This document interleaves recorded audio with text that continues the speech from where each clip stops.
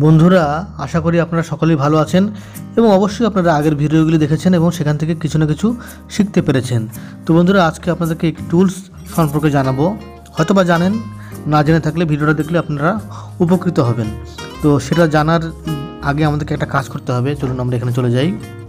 তারপর এখানে গেলাম, এখানে নিউ বনে গেলাম। তো এই অপশনটা চালু করতে হবে। তো প্রথমে ধরুন যে আমি এখানে একটা কালার দিয়ে, যে কোনো একটা কালার থাকা অসুবিধা নেই। আমি ধরেন যে লিখলাম, এখানে লিখলাম 1 লিখলাম। তারপরে আমরা চলে যাই, পরে একটা ফ্রেম নেই, একটু দূরে আমরা একটু অন্য কালার দিয়ে লিখলাম 2 লিখলাম। হ্যাঁ, তো তারপরে ফ্রেমটাতে চলে যাই, তো এখানে আমরা নীল কালার দিয়ে লিখি 3। তারপরে আরেকটা নেই, এখানে আমরা দেখি কোন কালার ব্যবহার করা যায়। আচ্ছা, এটাই দিই। হ্যাঁ, 4 লিখলাম। তো দেখেন বন্ধুরা, এখানে 1 2 3 4। তো এটাকে এখন আমরা রাইট পর্যন্ত ট্যাপ করি। এই 1 2 3 4 লেখার উদ্দেশ্য হচ্ছে আপনাদের একটা জিনিস বোঝানো। হ্যাঁ, তো এই আমাদেরকে বোনে সেট করতে হবে, অ্যাটাচ করতে হবে। এরপরে আমরা এটাকে সেভ করতে হবে। আমাদেরকে সেভ অ্যাজে যাব, এখানে এটা একটা নাম দিতে হবে। তো নাম কি দিই? আচ্ছা, নাম আমরা 1 2 3 4 দিয়ে দিলাম। হ্যাঁ, নেক্সট যাই, এমইমি ডান, সেভ।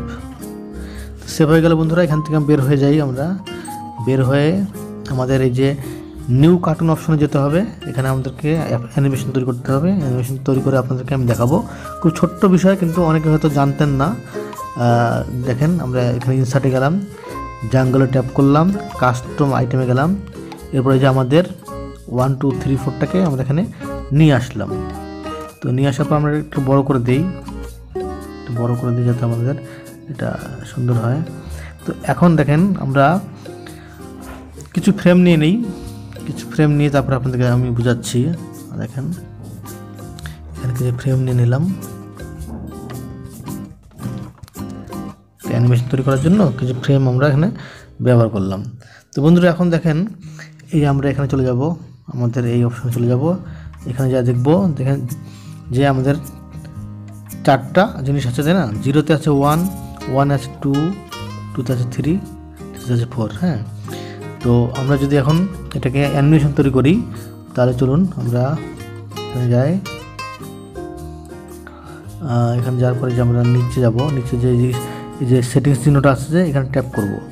এখানে ট্যাপ করে আমরা এটাকে অটো অ্যানিমেশন করব। তো এখানে আমরা প্রথমে অ্যানিমেশন ইজে ট্যাপ করব। ট্যাপ করার পরে দেখেন এখানে স্পিড আছে, অ্যানিমেশন স্পিড 11 দেওয়া আছে। তো এটা যদি আমরা এখানে করি, আমাদের ফ্রেম নাম্বার উপরে 100, মানে 100 না, 1 থেকে 37, মানে 37টা ফ্রেম আমরা নিছি। তো 37টা ফ্রেম উপরে শো করতেছে, আর অ্যানিমেশনের স্পিড আছে 11। আমরা যদি এই 11তে রাখি, তাহলে দেখা যাবে যে 1 2 3 এটা খুব তাড়াতাড়ি হবে। তো এই নিচে দেখেন, আমি আপনাদেরকে দেখিয়ে দিচ্ছি যে এই অপশনটা দেখানোর জন্যই আমার এই ভিডিওটা করা। এই যেখানে দেখতেছেন লুপ ব্যাক অ্যান্ড ফোর্থ, এটার মানেটা কি? এটা এখন কিন্তু টিক চিহ্ন দেওয়া নেই। তো এখানে এখন কিন্তু টিক চিহ্ন দেওয়া নেই। তো চলুন টিক চিহ্ন ছাড়া আগে আপনাদেরকে দেখিয়ে দিই, ব্যাপারটা বুঝিয়ে দিই। তো আমরা স্পিডটা একটু কমিয়ে দিই, স্পিডটা অত দরকার নেই, আমরা একটু কমিয়ে দিই, তাহলে বুঝতে সুবিধা হবে। তো ওকেতে গেলাম।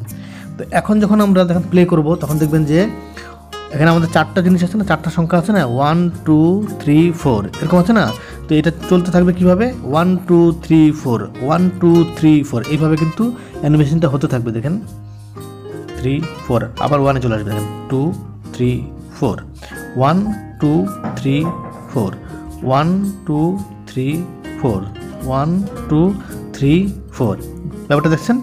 এখানে আমরা যেটা পাচ্ছি, অ্যানিমেশনটা কী হচ্ছে, মানে আমরা এখানে সংখ্যা দিয়ে আপনাকে বোঝাচ্ছি। আপনারা যদি বিভিন্ন রকম ছবি ব্যবহার করেন, তাহলে সেটার কীভাবে অ্যানিমেশনটা হয় সেটাই আমি আপনাদেরকে বোঝাচ্ছি।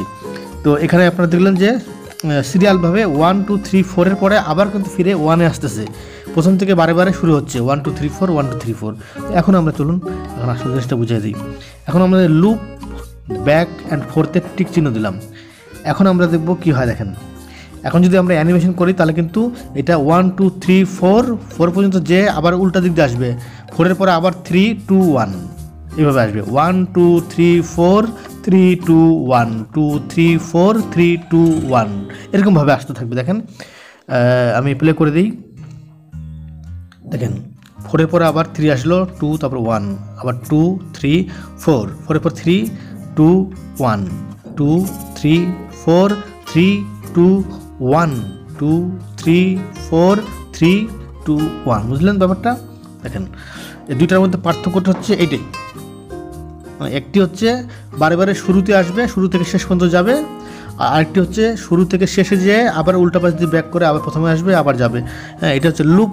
হ্যাঁ, এটাকে লুপ, আপনারা জানেন লুপ শব্দের অর্থই হচ্ছে যেটা জিনিস ঘুরে ঘুরে বারে বারে একই জিনিস আসে সেটাকে বলা হয় লুপ। হ্যাঁ, তো আশা করি বন্ধুরা বুঝতে পেরেছেন। এই ছোট্ট একটা জিনিস শেখানোর জন্যই আপনাদেরকে কিন্তু এই ছোট্ট একটা ভিডিও করলাম, কারণ এটাই অনেকে হয়তো জানেন না। হ্যাঁ, জেনে গেলেন। আর এটা তো স্পিড দেখেন, আমি যদি স্পিডটা বাড়িয়ে দিই, হ্যাঁ, তাহলে দেখবেন যে এটা খুব তাড়াতাড়ি কাজটা হবে, অ্যানিমেশনটা তাড়াতাড়ি হবে। দেখেন দেখেন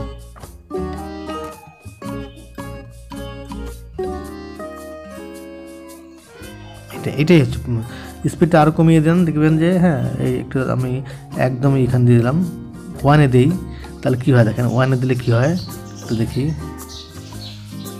দেখেন 1-এ দিলে কত স্লোভাবে হচ্ছে, 1 3 4 3 2 1 2 3 4 3 2 1। তো বন্ধুরা বুঝতে পারলেন না? আশা করি ভিডিওটা থেকে কিছুটা উপকৃত হলেন। যদি ভালো লাগে তাহলে অবশ্যই কমেন্টের মাধ্যমে জানাবেন। সকলে ভালো থাকেন, সুস্থ থাকেন, সবাইকে অনেক অনেক ধন্যবাদ।